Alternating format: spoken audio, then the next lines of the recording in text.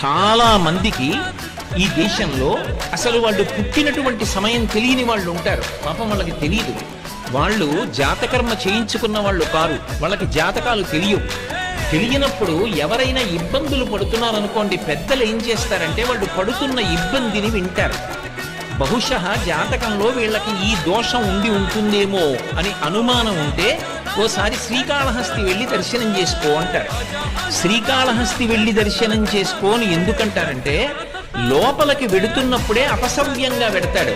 శివానుగ్రహం, శివుడు శాసిస్తాడు.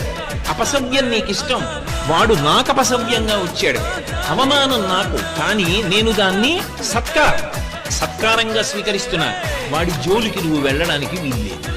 ఎందుచేత అంటారేమో, గ్రహములకు స్వాతంత్ర్యము లేదు. చాలా మంది తెలియక శనీశ్వరుడు అంటుంటారు. శనీశ్వరుడు అన్న మాట లేదు అసలు. శనీశ్చరుడు